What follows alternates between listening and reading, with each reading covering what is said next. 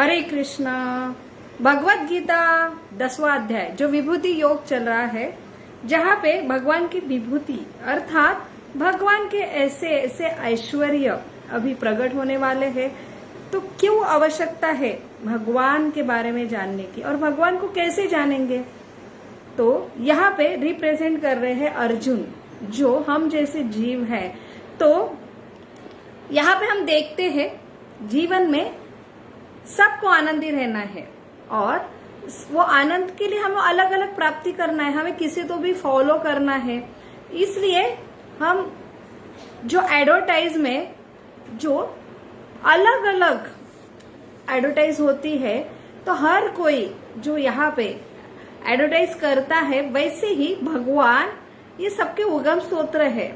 अभी जो भगवान की एडवर्टाइज, जो खुद की एडवर्टाइज कर रहे हैं, तो ये हमारे भलाई के लिए हो रही है, उनकी कोई भलाई नहीं है।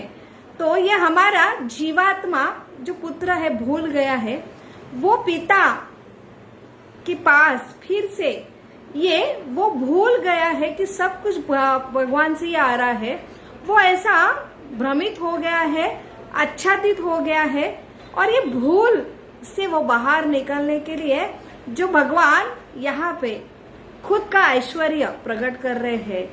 तो यहाँ पे अर्जुन, यहाँ पे भगवान ने ऑलरेडी खुद का ऐश्वर्य, जो भगवान क्या क्या कर रहे हैं यहाँ पे, वो 7वें अध्याय से ही चालू हुआ है।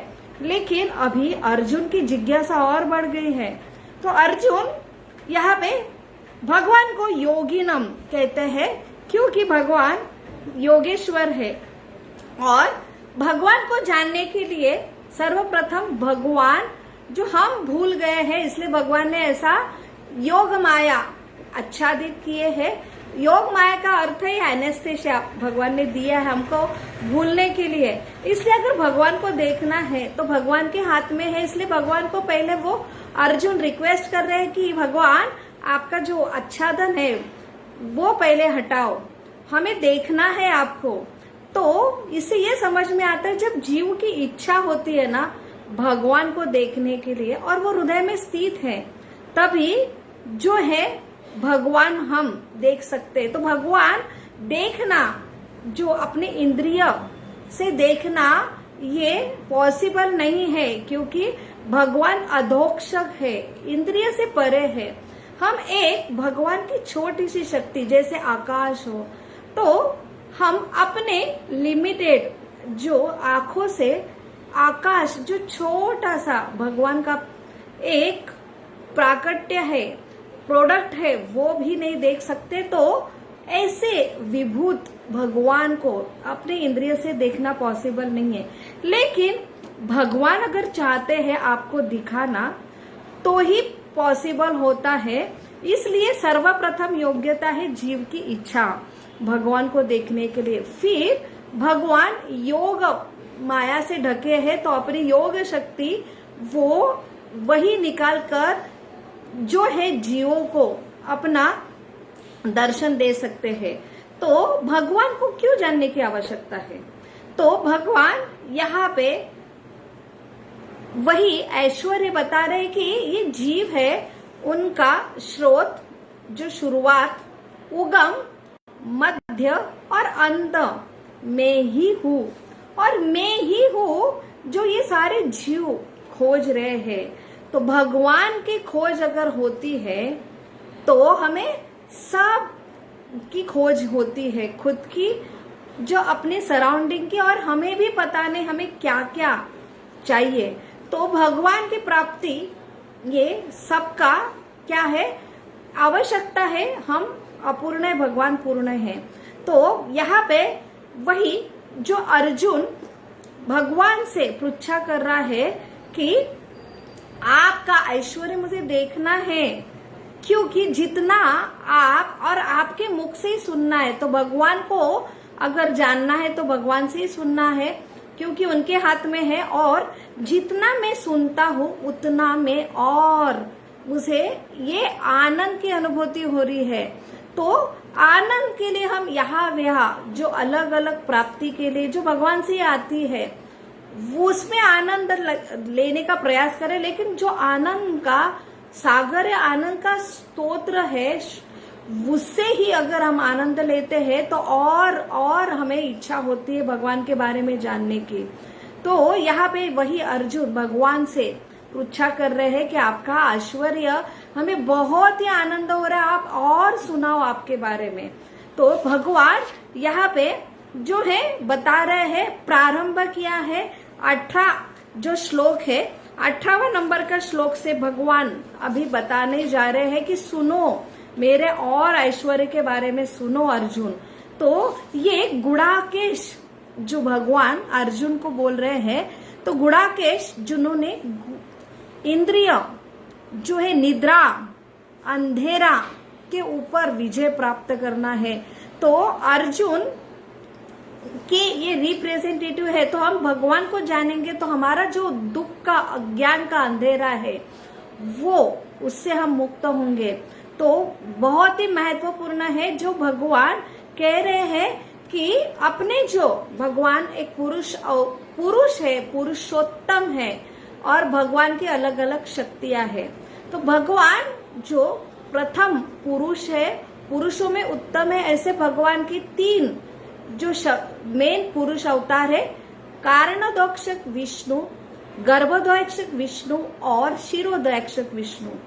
तो भगवान कैसे जीव का और भगवान का संबंध है, यहाँ पे प्रथम जो है खुलासा दे रहे हैं कि कैसे ये भगवान अपने जीव पुत्र की इच्छा हुई, जैसे कुछ प्राप्त करने की, खिलौना प्राप्त करने की, स्वतंत्र भोग करने की, इसलिए भौतिक जगत का कैसे ये विस्तार हुआ कि मैं प्रथम अपना कृष्ण से ये अलग अलग, जैसे बलराम जी होते, फिर जो अनिरुद्ध, वासुदेव, संकर्षण, नारायण, फिर ये विस्तार से जो पुरुष जो 3 पुरुष अवतार है, कारणोदक्ष विष्णु आते हैं, महत तत्व बनाते हैं, ये व्यापक ब्रह्मांड बनाते हैं।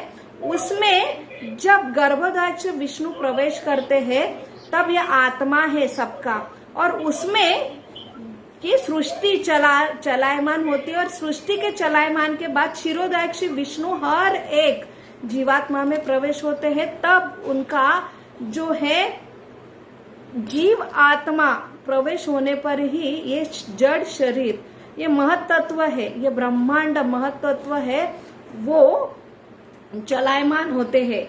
तो ये भगवान से ही हम आते हैं। तो इसलिए भगवान कह रहे हैं मैं ही जो हूँ, आदि हूँ, मध्य हूँ और अंत हूँ।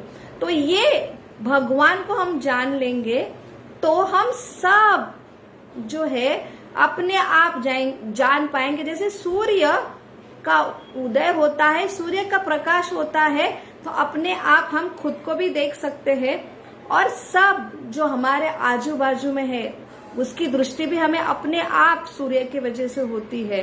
तो भगवान के अलग अलग विभूतियां बताना भगवान अभी प्रारंभ कर रहे हैं। तो यहाँ पे जो है भगवान खुद को ही अहम आत्मा जो बता रहे हैं, सारे भूत के अहम आत्मा जीव जो मैं हूँ, सारे आदित्यों में मैं विष्णु हूँ, सारे प्रकाशों में मैं तेजस्वी सूर्य हूँ, मरुतों में मैं मरीचि हूँ, और नक्षत्र में मैं चंद्रमा हूँ, सारे वेदों में मैं साम हूँ, जो मैं देवता में मैं जो हूँ इंद्र हूँ, इंद्रियों में मैं मन हूँ, और सारे जीवों में मैं जीवन शक्ति हूँ। तो सबसे महत्वपूर्ण हम आकर्षित होते हैं जो अलग अलग विभूतियां है, तो सबसे बेस्ट ऑफ द बेस्ट जो होता है वो भगवान ही है। सारे आदित्य में सर्वश्रेष्ठ ऐसे विष्णु भगवान है। जो प्रकाश में सूर्य है तो भगवान स्वयं, जो भगवान के 2 नेत्र ये सूर्य है। तो हम जो कुछ जीवन में ऐश्वर्य के प्रति अट्रैक्ट होते वो ऐश्वर्य भगवान ही है। तो ये बहुत ही महत्वपूर्ण है, और इससे हमें भगवान के प्रति जो है अट्रैक्शन, जो हमारा मूल स्वभाव है, इसके पूर्व अर्जुन भगवान को पूछते हैं कि भगवान आप ही बताओ कि मैं आपको कैसे चिंतन करूं।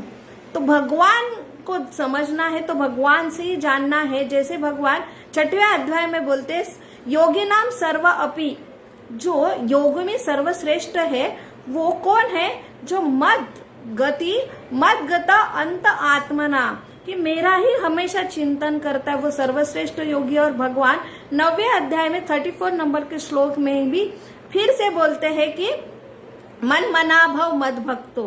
तो भगवान का ऐश्वर्य का हम चिंतन करेंगे भगवान के द्वारा, तो वही जो है हमारा मूल अट्रैक्शन है। तो वो बार बार चिंतन करना, भगवान का किस रूप में चिंतन करना, ये अर्जुन पूछ रहे हैं। तो हम सर्वश्रेष्ठ जो अलग अलग, जो हमारा अभी भगवान के प्रति अट्रैक्शन नहीं, लेकिन अलग अलग प्राप्ति के ऊपर अट्रैक्शन है। तो वही जो प्राप्ति है वो भगवान अभी बोल रहे हैं कि हर प्राप्ति में जो सर्वश्रेष्ठ रहता हूं वो मैं हूं। तो ये बहुत ही आसान है, भगवान का चिंतन करने की प्रारंभिक स्टेज है। और इसलिए हमें अगर मेडिटेशन करने के लिए सलाह दी जाती है, क्योंकि हमारा मूल स्वभाव है भगवान से प्रेम करना, लेकिन हमें भगवान ही पता नहीं है और हम अलग अलग प्राप्ति के पीछे। इसलिए हम जो है कि हमें जो हमारा मन भटक जाता है, अस्थिरता होती है, एंजाइटी डिप्रेशन के डिसऑर्डर होता है, फिर हमें जो है सलाह दी जाती है कि आप मेडिटेट करो, मेडिटेशन करो। तो सबसे बड़ी मेडिटेशन है कि हम आर्टिफिशियल मेडिटेशन के लिए हमें कहा जाता है कि आप सिर्फ आंखें बंद करो, आप सोचो। तो ये आर्टिफिशियल पद्धति है, लेकिन सही में हमें मेडिटेशन और ये अस्थिरता क्यों है, क्योंकि हम भगवान से अलग हुए हैं। तो सबसे जो नैसर्गिक पद्धति है, हमारे हृदय में भगवान का प्रेम छुपा है, बस इतना है कि हम भूल गए, तो उसकी स्मृति फिर से जाने के लिए भगवान के बारे में ही सुनना है। तो इसलिए जो भगवान से ही अगर हम सही पद्धति मेडिटेशन की जानेंगे, उससे ही हमारा हृदय का जो भगवान के प्रति प्रेम है वो है कि हम कॉन्शियस होता है, वही प्रेम और वही नैसर्गिक पद्धति है जो भगवान का चिंतन करने से जो मूल स्वभाव से हम स्थित होते हैं और हमारा प्रेम जो हमने खोया है अपने पिता के प्रति फिर से जागृत होता है, उससे ये जीव फिर से आनंदित होता है। और यही है जो है सच्चिदानंद स्वरूप का आनंद है, जो भगवान अभी विभूति योग में हमें बता रहे हैं। हरे कृष्णा कृष्ण कृष्ण हरे हरे, हरे राम राम राम हरे हरे। बहुत बहुत धन्यवाद। आगे से हम सारे 20 श्लोक है, तो भगवान के अलग अलग विभूतियां ही हम यहाँ भगवान से जानने का प्रयास करेंगे। हरे कृष्णा। धन्यवाद।